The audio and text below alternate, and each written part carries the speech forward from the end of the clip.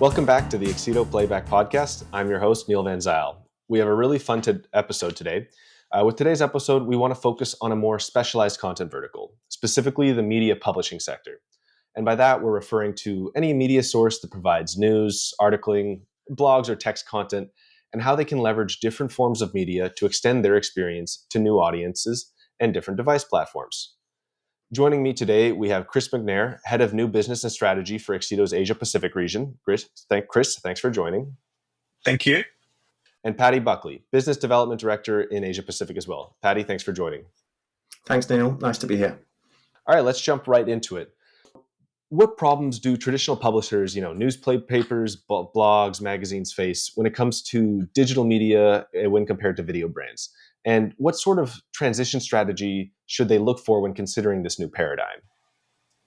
Well, I think publishers have, over the past decade or so, managed to move from print to digital relatively well. And I think they've either expanded or consolidated their offerings pretty well as well. So, I think for the most part, that digitalization, that business transformation piece has been quite successful. I think the challenge has been finding ways to monetize to the same sort of level, or optimize their business in order to remain kind of margin positive. So I think looking at the various monetization models is a big factor for these businesses.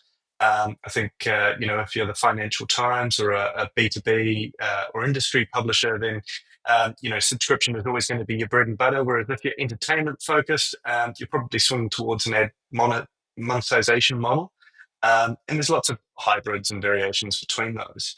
But I think the kind of key thing for us that we've noticed is that there is this increasing convergence between what the traditional publishers do and what our general core customers do in that OTT space. I think those online publishers are competing for the same eyeballs, the same demographics, the same minutes watched as we're seeing YouTube or even Netflix. So I think there is just this kind of modernization and maturity that needs to come that is still a step further away than where most of those media companies are right now. And there's a huge opportunity for them as they continue to converge in that video space. Paddy, kind of touching on that point where we've seen some of that convergence. A great example of something similar is YouTube is now actually the number one podcasting platform, right? So they've unlocked this new vertical by adding video podcasts, something that no one really thought of before. So how can embracing new formats unlock some opportunities for engagement and monetization for these media publishers? Well, I think just to take a step back for a minute, Neil, I think a couple of other quick points to raise. Just in relation to publishers generally, I think Chris is right to raise all the various different monetization options, but I think advertising is the key one, and what that means straight away is that publishers can suffer when there's a soft advertising market, as we're finding at the moment, for example. So I think during difficult times for the advertising industry, publishers inherently suffer when their offering is fundamentally a sort of digital and advertising based offering. So that's a key point. And the second point that to touch on what you're saying about YouTube is the interplay, if you like, between news and social media, which is a really interesting area to discuss. I think that there's a challenge for these publishers around younger audiences who consume news differently, who aren't used to picking up a print copy, who aren't used to making that transition, I suppose, between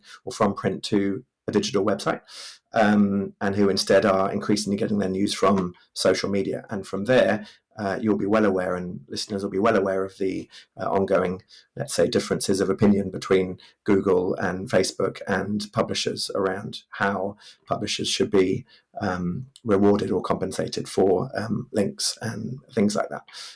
That's an ongoing area, and it's challenging for the publishers. So in relation to YouTube specifically and the different platforms and different ways of delivering things. I think that one of the key points for publishers is just to have a really well thought through video strategy generally.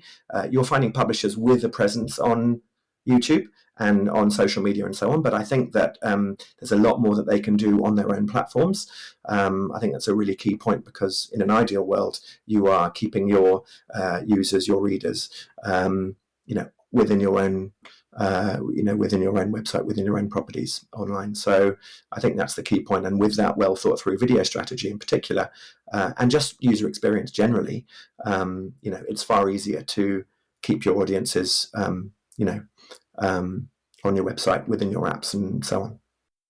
You bring up a great point there about obviously just some of these tertiary benefits of having your own platforms, right? It's fantastic to be on YouTube and on social media, but when you have your own platforms, not only do you control the full ad revenue, but you also control that first party data where you understand a little bit more about your users. Are there any other benefits that you can think of about adding users to your platform and maybe expanding to 10-foot platforms? Is there something there that people or publishers might not be considering? From my perspective, I think having your video content on YouTube, having your audio content in a video format on YouTube is a fantastic way of reaching a very broad audience. It's a fantastic way of leveraging YouTube's existing monetization technology. It's easy entry. It's very quick to do. But if you're investing in that content, if you're producing that content yourself, you are not maximizing the potential of that content by pumping it through YouTube. And so the publishers need to really consider, as Paddy said, their video strategy and the user experience. And they need to be at a level of maturity to be able to kind of have yes, you might get someone to play a 60-second video while they're browsing your news site. But what you really need them to do is to consume 1 hour of video in order to really effectively monetize your solution. And so doing that is finding ways to turn your video into longer form, consumable content. Inventory value on mobile, for instance, or websites is significantly lower than we might see with the OTT players who have that really strong big screen presence. Where usually people are sitting down watching an hour, 2 hours of content in the living room with 3 other members of their family or their flat. The inventory value there is multiples up to 10 times the value per ad unit. And so if you can kind of push people towards those experiences where the monetization potential is greater, if you can push users through into a after watch experience where you've watched a piece of content, we think you'd also like this, it's going to start auto playing. All you have to do is passively sit back and continue to watch. Think about your ad units and maybe give the first 3, 5, 10 minutes ad free in order to get people through the door and get them really engaged. There's a huge amount of potential opportunities there, but there needs to be a specific focus within the business, because too often what we see is news organizations particularly, but publishers in general, treating a video as another general asset. They've got an article, an image, a video, and they package those three together, and people go to read the article, they might watch the video, and that's kind of the end of story. Whereas we need a video first approach, we need a video centric approach. And this is where things like fast, having automatic playlists that play through video, allow you to configure your own channel, for instance, are really, really valuable in that environment. But there's lots of other things that we're thinking about as well. I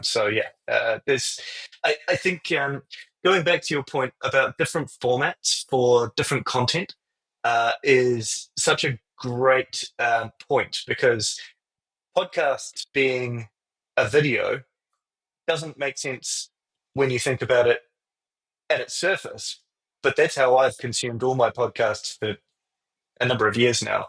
And it's fantastic because you kind of just turn on YouTube Premium and it's in your pocket, and it's just like a podcast app, but auto plays and it's integrated with my video experiences and blah, blah, blah. But we're also seeing, convergence of real estate experiences into video experiences inside an application experience where you can actually walk through the house. Or we might have car reviews where you watch the review, you might read some of the information, and then there's like a virtual walk around of the car. And so we're seeing virtual reality, extended reality experiences packaged with that as well. So there's this kind of this real multimedia aspect, but I think there's still this tendency to treat it all as article first, imagery second, video third, and I think that's the opportunity. And I think just to chime in, Neil, I think the other key point here is just around driving engagement generally, right? So what I mean by that is the danger of pushing people to consume your content off platform. So in this case, on YouTube, you can't control the experience after that. You don't know what else they're going to watch or where they're going to go. They may well not be consuming your content. The YouTube algorithm may say, well, you enjoyed this, but rather than watching the next video from this provider, how about this video over here from a different provider? And suddenly they're gone. Whereas if you have a great experience on your own platform across all of your devices, if you can control that user journey, then you're able to keep feeding your users the right content that you think they're going to be interested in, keep them consuming, reading, watching, listening, all sorts of things like that, which is obviously valuable. So yes, it's about controlling in this case, the advertising revenue that we're talking about, but it's also about just engagement generally, because if you have a subscription model, say, you want to feel that you're getting value from your subscription. So again, you want to be making sure that your users are consuming that content and saying, oh yeah, I'm reading a lot of articles today, or I'm watching videos, or these guys are providing great podcasts. And in order for that to happen, that has to be surfaced to them through a great user experience. So, I think there's so much thought needs to be given to the user experience side of things. And, we'll talk about platforms as well. Chris has touched on that, but around big screens and things, we think there are big opportunities for publishers around big screens, and we can come onto that whenever you're ready. Yeah, there's obviously you guys touched on a lot of very interesting stuff right there. There's obviously the OTT-ification of all content, right, to kind of have that more lean back approach, and funneling users to the lean back style of 10-foot does give you the better opportunity to monetize over longer amounts of time, just because they're sitting there for longer amounts of time. But you brought up a really interesting point there about content discovery, right? So it's fine if you have podcasts, if you have video content, if you have article content, but if you're on like a CTV experience and you don't have the proper design, then your users are not going to be able to get that value. So how does one design an effective content discovery experience for news on 10-foot devices? That's a great question, and something that we've actually been working on. We have looked at a bunch of different interaction methods. Will people read articles on a 10-foot experience? Probably not. But will they click on an article and have it read out to them via machine learning or AI voice? Yes, absolutely. That kind of text-to-speech is quite compelling. It can be multimedia. It can auto-scroll. So you can really consume that content. But we don't think that's the kind of core use case. The core use case is the passive rather than the active use case. So it's about finding content. It's about customizing content. And I think this is a big thing around discoverability. When users load up an app on a 10-foot experience, they are used to signing in. And this is a great thing for publishers, because I think the biggest thing publishers struggle with, particularly those that have an advertising only model for monetization, they struggle to get people to sign in and provide them demographic data. And on website or mobile, people are just so resistant to doing that it just doesn't happen. Whereas on big screen, that's part of the onboarding journey. You load up the app, you enter your username and password, or you sign up, and then you go through. Maybe you pick, I like this type of news, and I like politics, and I don't want to see any entertainment news, and I want it to be the weather from Auckland, and et cetera, et cetera, et cetera. You've just provided a whole bunch of really, really valuable segmentation and demographic data that can be used to target ads and increase that ad inventory. But at the same time, you've provided data that allows that publisher to provide you a really, really compelling user experience that is tailored to the content that you want to see. And so we can then expose rails and video content and categories that are specific to that user. And we can also create channels. And I think this is the thing, channels these days aren't this linear kind of we've configured it 3 months ago and this is what you're going to watch at this time. It's basically you've given me all of this information, and then if you upvote or downvote or skip through things, we'll use that to further refine, and then we'll just create a channel. And once you start playing content, it just keeps playing, and it's based on the information you've provided. So discoverability is about get into the content and then just be shown a whole bunch of content. It's also about don't show the person content that they've said that they're not interested in seeing. And it's about making sure that you use best practice design. We've been doing this for decades, right? We know that if you have your icons in a rail too small, then users will not click on them.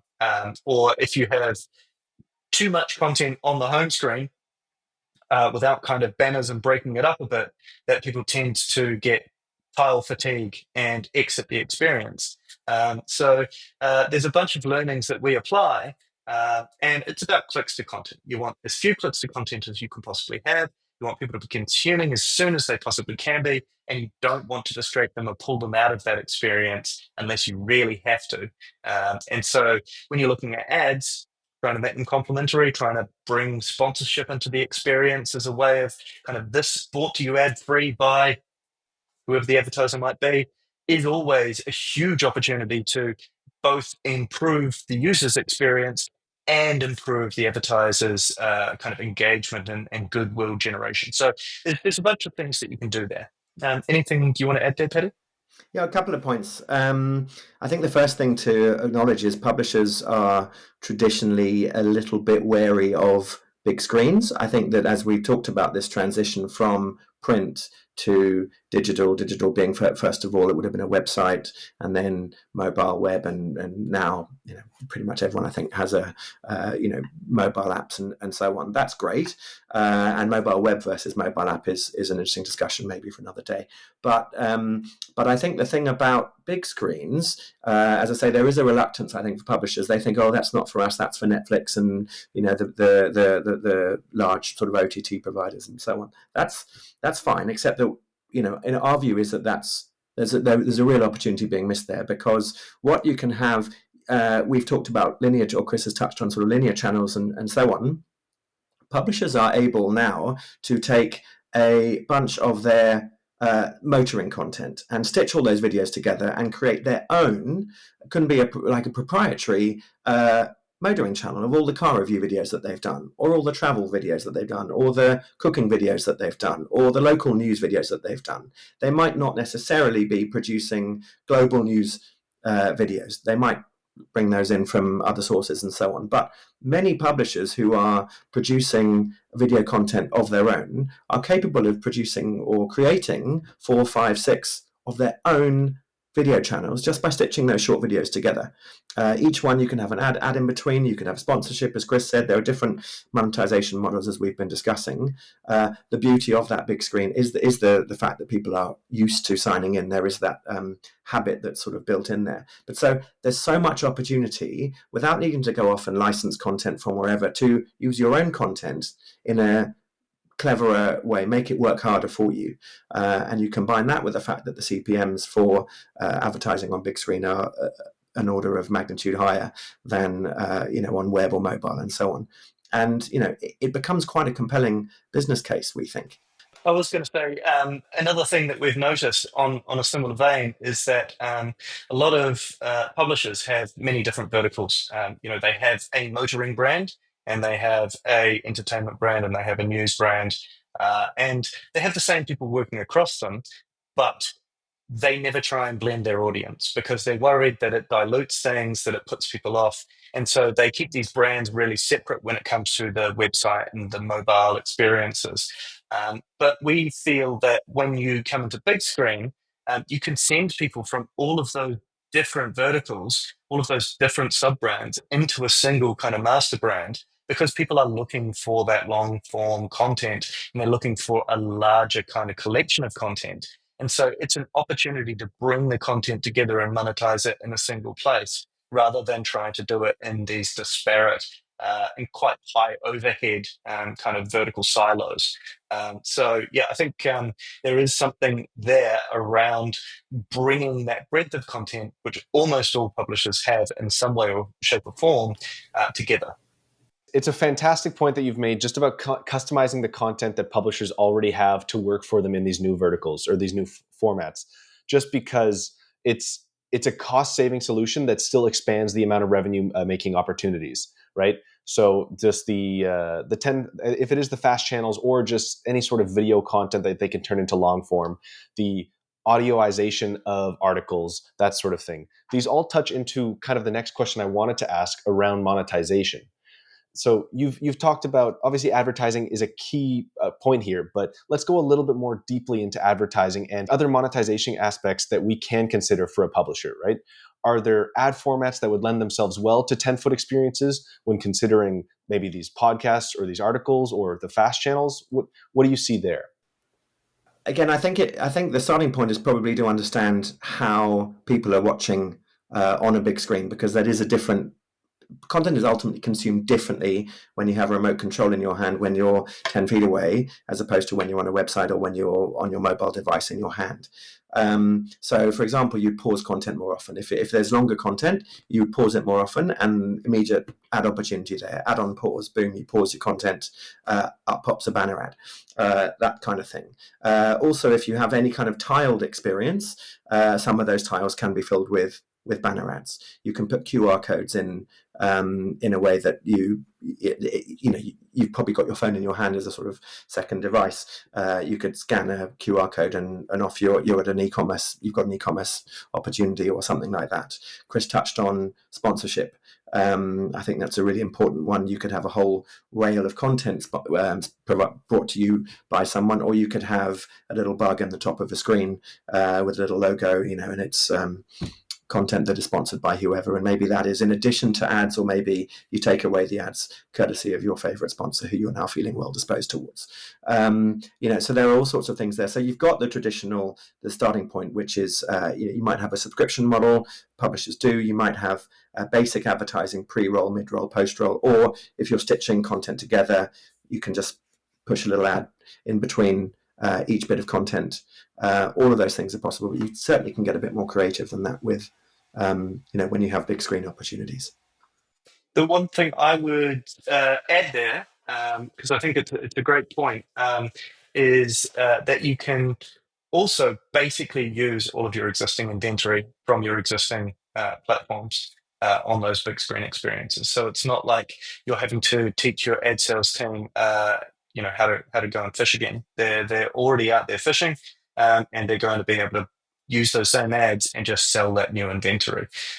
So it's a real positive kind of thing for that process and sales ecosystem, which is always a big challenge we hear from publishers. And I think, the interactive element of that second screen experience, if you have a mobile app and you have ads on the big screen, you can have them aware of each other. You can open your mobile app and click something that's coming up a banner on the top and have it directly correlated, and therefore, you can get revenue off the back of any kind of ad implementation.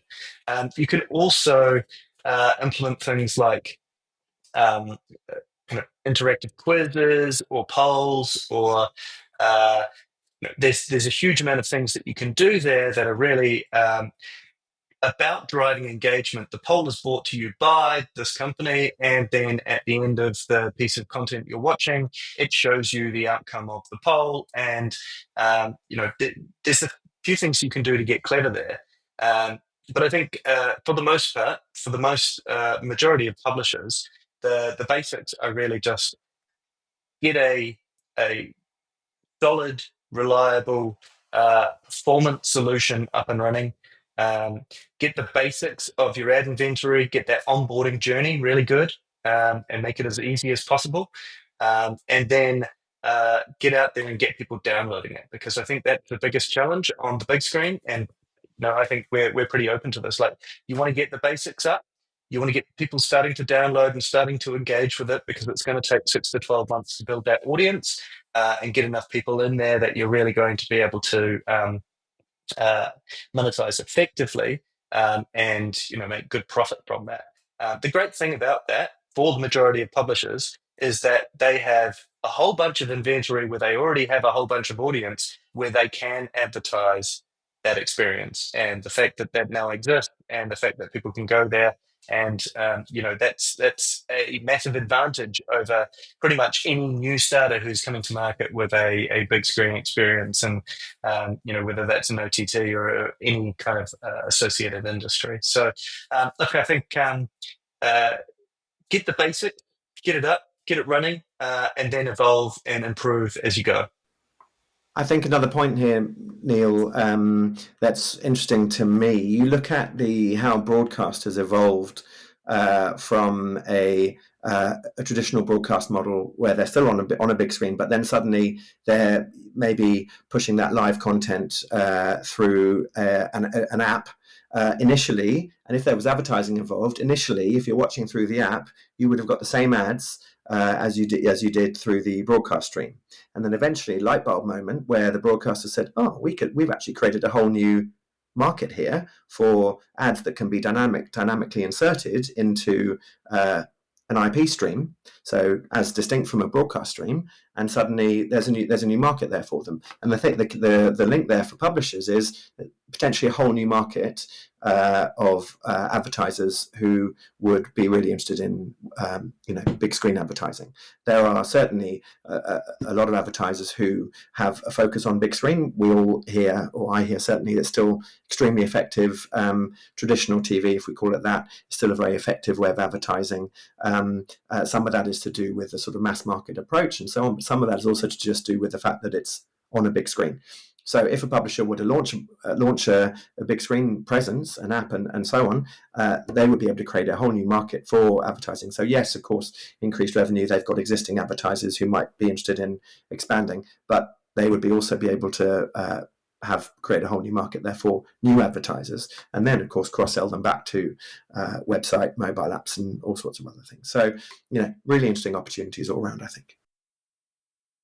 Great points. Obviously, there's a lot to digest there, but if I kind of understand the whole idea, it's Accedo often espouses this crawl, walk, run approach. So crawl, get the app in market, start getting those insights on your user base, generating some revenue from the ad formats, get the 10-foot CPM, that sort of thing, and then you can start iterating. That's when you can start adding those user engagement experiences, having the second screen opportunities for merchandising or commerce, that sort of thing.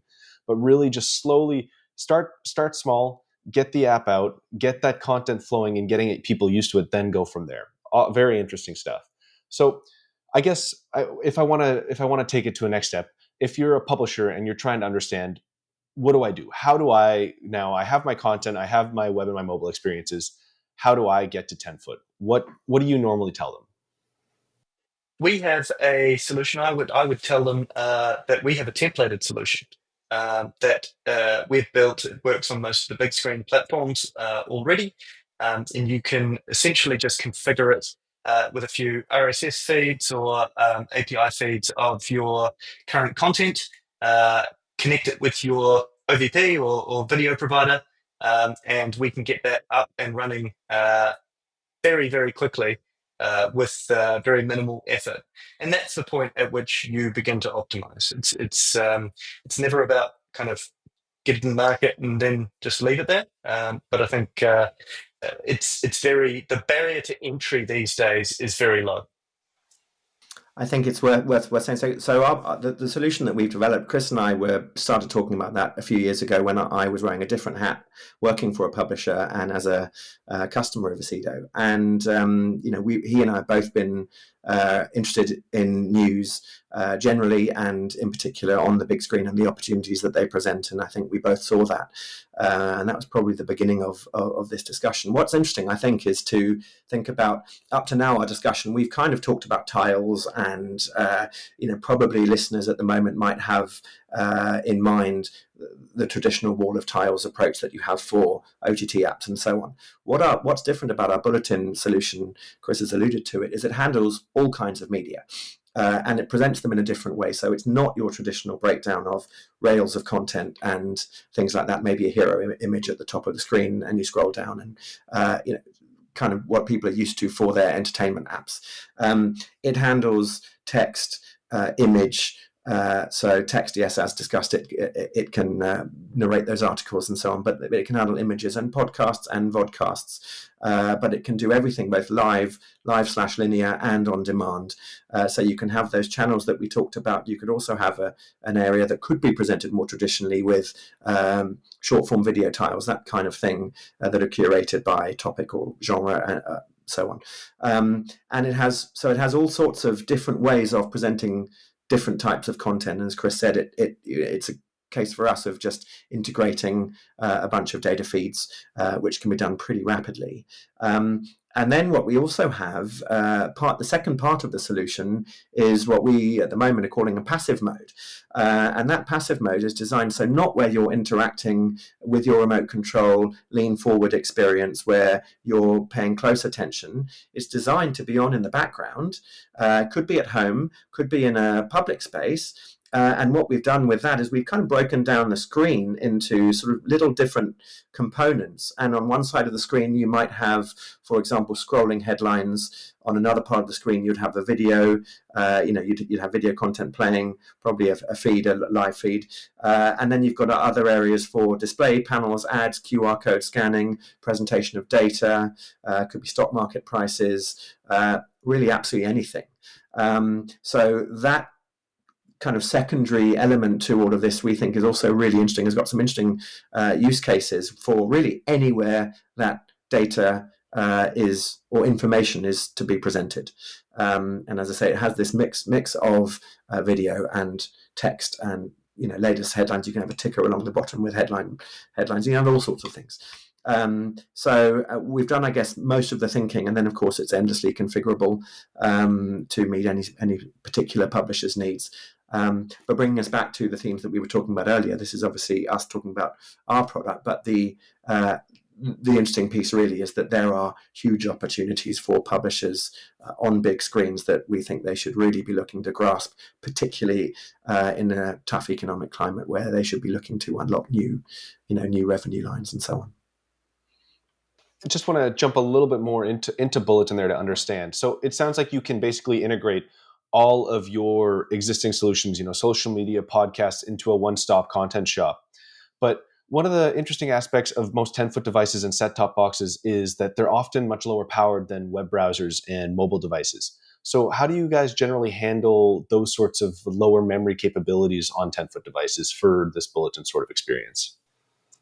We've designed and built the framework with performance as the core focus. We use a variation of our build framework to create the template and the structure of the application, and we use the lowest common denominator device as essentially the basis from which we build, and then we build upwards from there, which means that performance is always at the core of everything we do on big screen.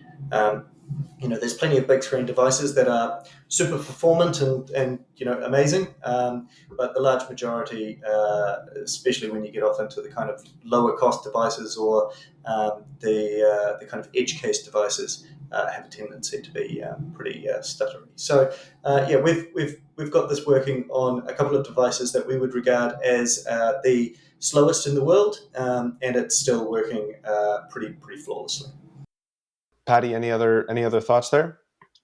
Not really, except just to say that on those same devices, they're already running your Netflixes and your other kinds of things, and the things that we've built are no more demanding than that. They're less demanding than that, in fact. So they're sort of lighter. So nothing else to say other than we're able to get it working on on everything really. So we've touched on monetization. We've touched on obviously the benefits of jumping to 10-foot and what just really more of the approach and how they could do this from a publisher side. Is there anything else that you really like to mention when, or just share with publishers when they're trying to sort of considering this in the future?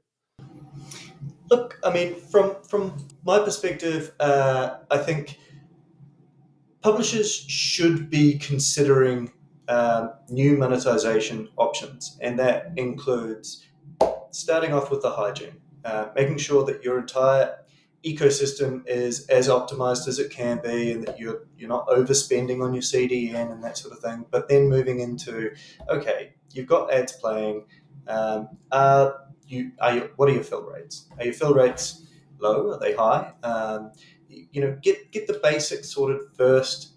Make sure that you've got some demographic data. Make sure that you've got a way to collect user data, that you're actually giving customers an incentive to log in before you think about kind of moving off into a wider array of devices and screens. I think the basics are often left behind, and that's a real dangerous thing because you can get to having a really advanced solution, but the hygiene isn't there. So start with your core, and then once you're ready, give us a call. Yep, I agree 100%. I think it's so important to plug your holes, I suppose, because every publisher, everyone who's displaying advertising has holes. So how is the ad tech functioning, as Chris said, is absolutely critical. It's also important to build up that, to have that really well thought through video strategy across, I guess, a current platform. Make sure that because you can build up a loyal audience in that way, and then you kick on and you move on to the big screen and so on, and it kind of becomes it becomes a lot more coherent. So it all has to come together. If you're launching on a whole new platform, in particular for publishers who aren't, I guess, always overly familiar with this space, you need a marketing strategy. You need all sorts of things around that as well. How you can tell your audience about it, all sorts of things. So those things are really important. But yeah, absolutely 100% agree with Chris. Get the foundation in place. If you've got a leaky bucket, you've got to get those holes plugged before you start getting more ambitious. So there's work to do on the technology side. There's certainly work to do on the user experience side. Do all of those things. Do them really well as you can, and then it's time to kick on, and it's time to think about how you can create linear channels, how you can bring in new platforms, how you can use your data better.